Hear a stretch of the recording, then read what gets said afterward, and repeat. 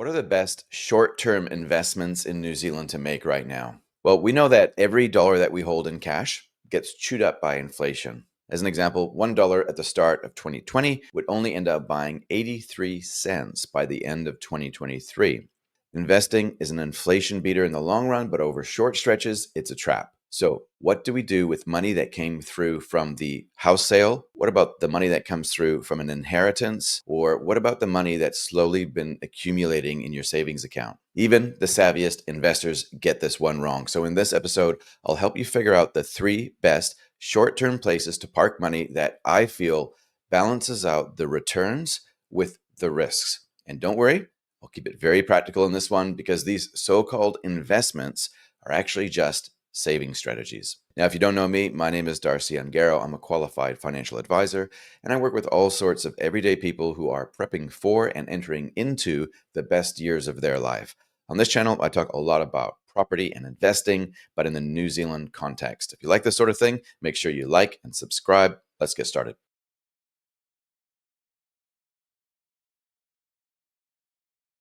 Okay, so what are the best three investments that you can make for short time frames? Now, if you live in a country where you drive on the left-hand side of the road, this analogy will make a lot of sense. If you consider a three-lane highway, the left lane represents the lane that you want to be in to get off really quickly. The middle lane is when the exits are known, but they're not yet.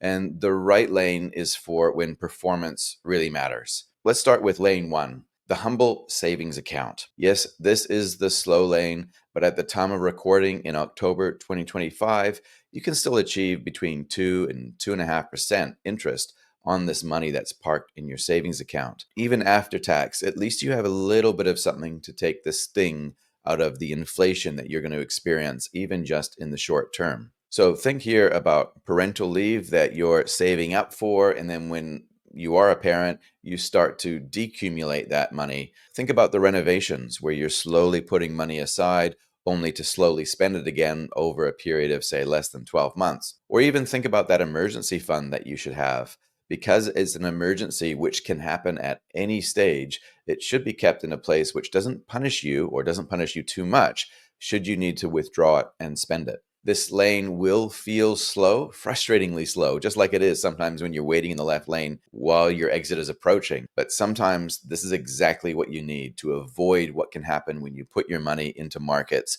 that move up and down wildly in price. Now, lane one is a terrible choice if you are going the distance in that avenue, right? Because if there are people that are cutting across you all the time and exiting, and it's not your exit, occasionally you're going to be siphoned off and you're going to exit, you're going to miss out on stuff, and it's going to take you ultimately a lot longer to achieve your destination. So, savings accounts, really not the best destination for money where you know you have a little bit more time than 12 months, especially when you have certainty around when the timing is required for it. So that's where the middle lane comes in. This is term deposit territory. So, term deposits are like a savings product that offer a set amount of interest for a set time period. For cash with clear destination dates, maybe it's a wedding that's coming up, maybe it's a longer house settlement, or maybe it's just parking money needed for a staged retirement spending plan. You can lock up some money in the period of time that corresponds to the life event that you're thinking of.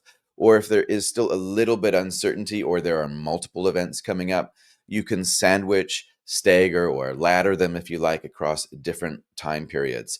That sandwiching approach can also be a great way to mellow out some of the interest rate movements and reduce the likelihood that you might have to forfeit some of your interest income from term deposits. What do I mean by that? Well, if you don't get the timing right with your term deposits, you might have to give back or forfeit some of the interest contract. You really do want to stick to that commitment of having that money in that term deposit for the full duration. Now, when we're thinking about investments, we're typically worried about market risk. What's the likelihood that the price of our investments will move up and down for all of the reasons that affect the market, including sentiment? When it comes to savings, we're not exposed to market risk, but we are taking some degree of risk. We're taking risk in the currency itself, and we're also taking risk in the financial institution in which that currency is sitting in, i.e., most cases, the bank. Thankfully, in New Zealand, we now have the Depositor Compensation Scheme, or the DCS, and this protects us up to $100,000 per bank per person. So, for bigger sums of money that you have to invest, like anything over $100,000, it's sometimes wise to spread your money, if you can, across multiple institutions, multiple banks. Now, it might sound like a little bit of work opening up bank accounts with every single bank out there, and it is with the anti-money laundering legislation and the KYC legislation that's out there. It is very painful.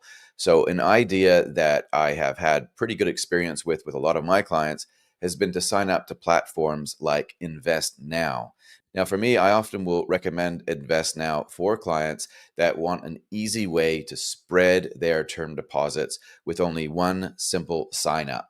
Now, the important thing to remember here is that if you already have money with that bank and then you sign up on a platform like Invest Now to put some money in a term deposit with that same bank, it's only $100,000 per person per financial institution. So, if you want more information, just search for the New Zealand Depositor Compensation Scheme. Now, let's talk about lane three. When your savings is already taken care of for the 12-month period in your savings account, and slightly longer but known time periods are taken care of with a term deposit strategy, we now have lane three, when performance really matters.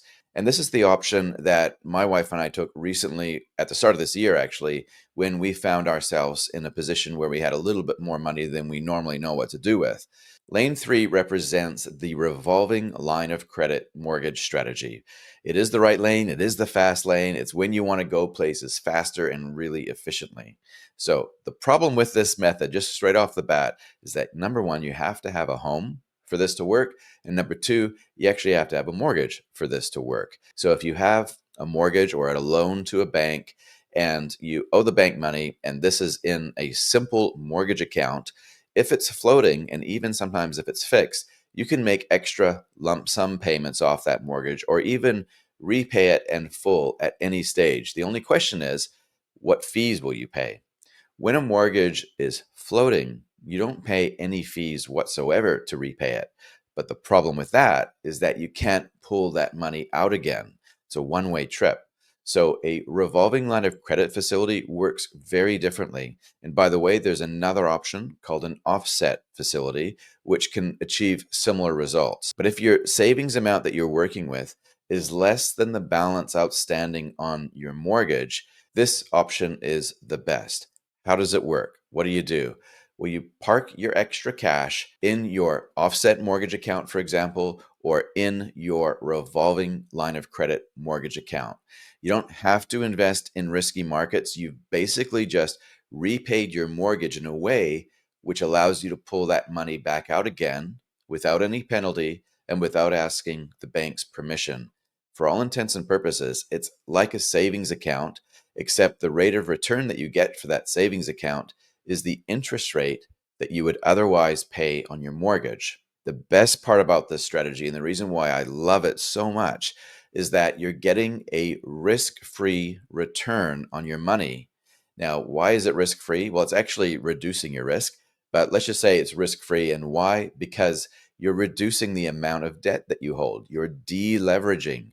Now, deleveraging when you're young is not a good idea, but if it's a temporary thing because you don't know where this money is going to go yet, parking it in your mortgage, as long as you can pull it back out again, is the best option. You avoid the volatility associated with investing in markets, and you're achieving a rate of return adjusted for the tax that you would otherwise pay of close to 9%, assuming you would otherwise be paying a 6% interest rate on your mortgage. Yes, you will need the right mortgage setup to take full advantage of this, and there are a lot of tricky bits involved in this one, so I would very much recommend that you speak to a financial advisor or speak to a mortgage advisor to give you some guidance around what the options are with your bank. Savings account, term deposits, or a mortgage facility. Those are the three best short-term investments, which are really just saving strategies that you can make. But here I really want to drill deeper, if you have an extra few moments, to talk about monetary inflation. Immediately after COVID, governments and central banks found needs and justifications, and they engaged in all sorts of complicated shell games that most of us don't understand which ultimately had the impact of creating more currency units. Private households, governments, and companies were able to access more money at lower costs.